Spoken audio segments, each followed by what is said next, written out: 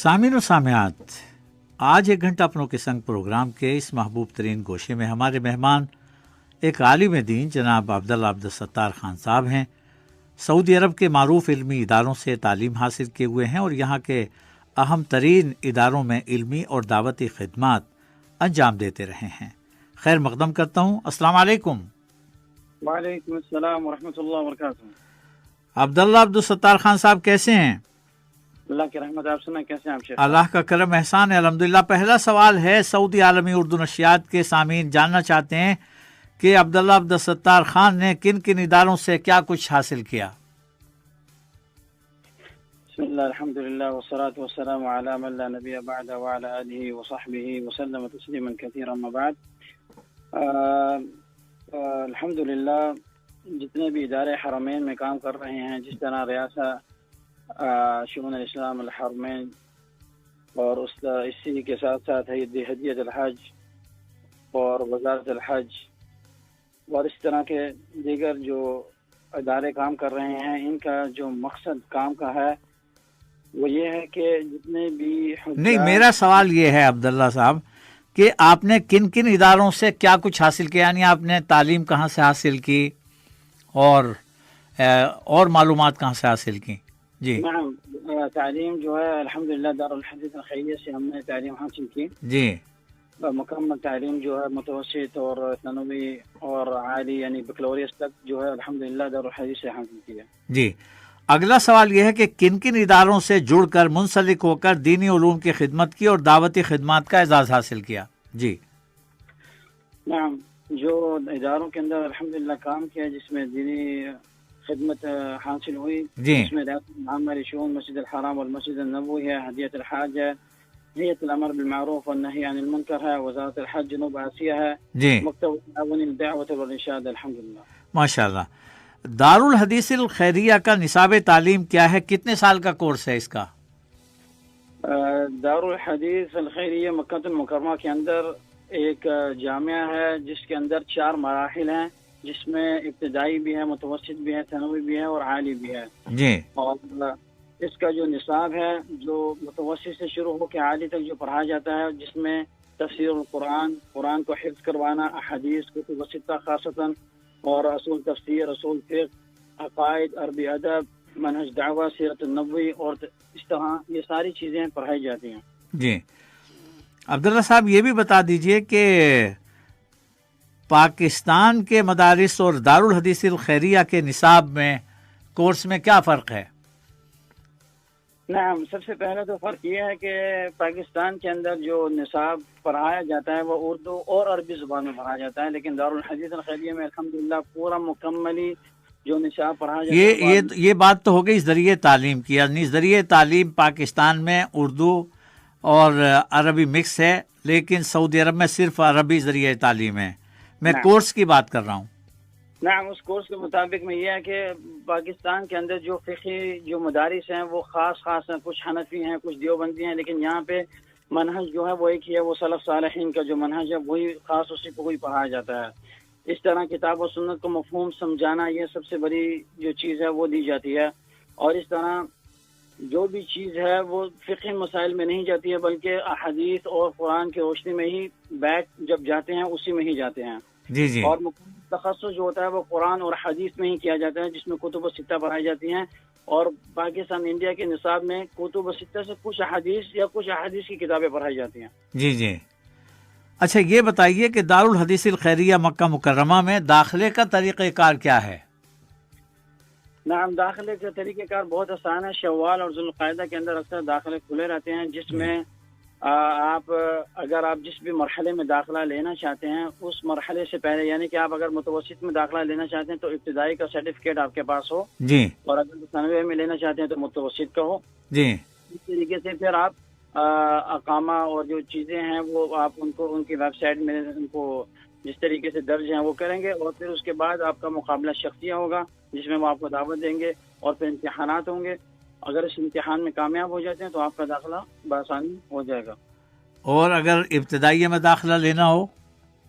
ابتدائیہ میں داخلہ لینا ہو تو اس کی عمر جو ہے چھوٹی ہو، مطلب، اور پھر بآسانی سے جو جو سرٹیفکیٹ وغیرہ ہیں جو مقیمین ہیں وہ اپنا درج کروائیں تو اس میں آسانی سے داخل ہو جاتا ہے. جی جی بہت اچھا. عبداللہ صاحب اگلا سوال یہ ہے کہ دارالحدیث الخیریہ سے جو ڈگری ملتی ہے سعودی عرب میں اسے معتبر مانا جاتا ہے یا نہیں، اور دیگر ممالک میں اس ڈگری کی کیا اہمیت ہے، کیا حیثیت ہے؟ نعم، جو دارالحدیث سے ڈگری حاصل ہوتی ہے جن طلباء کو وہ بیچلر کی ڈگری کے معتبر مانا جاتا ہے. جی جتنے بھی جامعات وغیرہ ہیں اور اس میں آگے اگر تعلیم حاصل کرنا چاہتے ہیں تو بآسانی داخلہ بھی ہو جاتا ہے. جس طریقے سے جامعہ ملک سعود ہے، جامعہ ملک عبدالعزیز ہے، جامعہ ام القری ہے اور جامعہ اسلامیہ مدینہ المنورہ ہے. جی اور اسی طرح دیگر جو ممالک ہیں ان میں بھی اس کو قابل قبول مانا جاتا ہے. الحمدللہ. اللہ شکر الحمدللہ. اچھا، غیر ملکی طلباء کو اندرون ملک سے داخلہ ملتا ہے یا مقیم غیر ملکیوں کی اولاد ہی کو داخلہ دیا جاتا ہے دارالحدیث الخیریہ مکہ میں؟ نعم، اس کی ایک شرط یہ ہے باقی جامعات سے مختلف کہ جو لوگ مملکت میں رہتے ہیں چاہے سعودی ہوں یا غیر سعودی ہوں جی ان سب کو داخلہ مل جاتا ہے. لیکن جو غیر سعودی ہیں وہ ان کے پاس جس طرح اقامہ وغیرہ اور یہ چیزیں موجود ہوں جی تو ان کو باقی داخلہ مل جاتا ہے. جو لیکن وہ جو مملکت سے باہر ہیں جی جس طرح جامعہ اسلامیہ کرتی ہے اور دوسری بھی جامعات کرتی ہیں اس طرح ان کو داخلہ نہیں مل سکتا. خاص سعودیہ میں یعنی صرف جو سعودی عرب میں غیر ملکی رہتے ہیں ان کی اولاد ہی کو اس میں داخلہ مل جاتا ہے، باقی جو پاکستان یا انڈیا میں ہیں مثلا انہیں نہیں ملے گا؟ ان کو نہیں مل سکتا. ٹھیک ہے. اگلا سوال یہ ہے کہ مسجد الحرام، وزارت حج و عمرہ، ادارے امر بالمعروف نہی عن المنکر اور ہدیت الحاج والعمرہ جیسے عام اداروں میں آپ دعوت اور دینی علوم کی خدمت کرتے رہے ہیں. یہ ادارے زائرین اور تارکین کے ذہن و دل میں کس قسم کی باتیں راسخ کرنا چاہتے ہیں مختصراً؟ نعم، سب سے پہلا ان کا مرکزی جو پیغام ہوتا ہے وہ یہ ہوتا ہے کہ اللہ کی وحدانیت اور نبی کریم صلی اللہ علیہ وسلم کی سنت کی پیروی جی اور شرک و بدعات اور غیر شرعی اعمال سے اجتناب کی تعلیم. جی یہ ساری چیزیں بٹھائی جاتی ہیں اور اس کے ساتھ ساتھ یہ بھی بٹھایا جاتا ہے کہ حج اور عمرہ ہی خاص مقصد نہیں بلکہ اس کے بعد اپنے وطنوں میں جا کے بدعات سے بچیں اور خالص اعمال اللہ کی بارگاہ میں کرتے رہیں اور اسی طریقے سے کریں جس طرح نبی کریم صلی اللہ علیہ وسلم نے کیا اور کرنے کا حکم دیا. جی یہی ہمارا ہے. یہ نہیں کہ خاص عمرہ حج کر کے ہم چلے گئے اور ہم نے سمجھ لیا کہ ہم پاک ہو گئے، ہمارے گناہ مٹ گئے تو اس کے بعد ہم جتنے مرضی چاہیں گناہ کر سکیں، بلکہ انسان کو اور اللہ تعالیٰ کے قریب ہونا چاہیے اور اس طرح کے دوسرے امور دینی یہ سب چیزیں سکھائی جاتی ہیں. بہت اچھا. شیخ عبداللہ صاحب، سعودی عرب کے کن علماء و مشائخ نے آپ کو متاثر کیا؟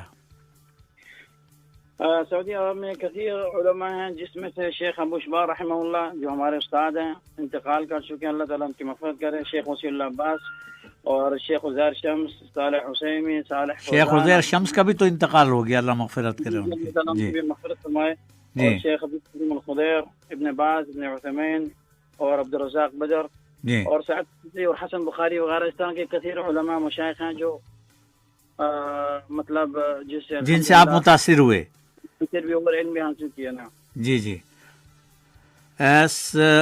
سعودی علماء و مشائخ اور دیگر ممالک کے علماء و مشائخ میں کیا کچھ فرق محسوس کیا؟ اس میں سے کچھ نقاط اس طرح کے ہیں کہ اکثر جو سعودی علماء ہیں ان کا جب خطابت ہوتی ہے یہ کتابت میں جب بھی وہ چیزیں جو قرآن اور احادیث میں اکثر کلام کرتے ہیں، مطلب ان دلیلیں پیش کی جاتی ہیں، قرآن کی آیتیں ہوں گی یا پھر احادیث مبارکہ ہوں گی. اکثر جو دوسرے علماء وغیرہ ہیں ان میں یہ ہوتا ہے کہ اکثر کلام زیادہ ہوتا ہے اور قصے کہانیاں اور دوسری چیزیں ان کو زیادہ بیان کی جاتی ہے بنسبت کے سعودیہ کے مشائخوں میں. یعنی سعودی علماء جو ہیں ان کی تحریروں اور ان کے خطاب میں زیادہ زور جو ہے قرآن و سنت پر ہوتا ہے. جی ٹھیک ہے. اگلا سوال یہ ہے کہ آپ کو سعودی عرب میں ایسا کیا لگا جسے آپ اپنے وطن عزیز پاکستان میں بھی دیکھنا چاہتے ہوں؟ سعودی عرب میں بہت سی ایسی چیزیں ہیں جو اگر ہمارے ممالک میں بھی ہو جائیں تو بہت اچھی چیزیں ہیں کہ مساجد کی مرکزیت اور عزت. جیسا کہ مسجدوں کے اندر آپ دیکھیں سعودیہ میں کہ جس بھی مسلک سے ہے وہ سارے ہی مسلک ایک ہی مسجد میں نماز ادا کر رہے ہیں بنسبت کے ہمارے ملکوں میں ہر بندے نے ایک اپنی مسجد اور اپنا مسلک میں بنایا ہوا ہے. اور اس کے ساتھ ساتھ علماء کا احترام اور جس طرح سعودیہ میں الحمدللہ علماء کا احترام کرتے ہیں وہ ہمارے ملکوں میں نہیں کیا جاتا.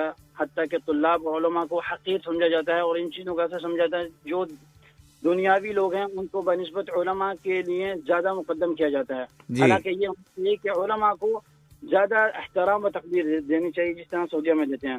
اس طرح سے یہاں پہ بدعات و خرافات بہت کم ہیں بنسبت کے ہمارے ملکوں میں, اور پھر قبریں مزار وغیرہ الحمدللہ یہاں پہ نہیں پائے جاتے ہیں بنسبت کے ہمارے ملکوں میں. اور تو آپ چاہتے ہیں کہ ایسا ہی آپ کے یہاں بھی ہو؟ نعم جی.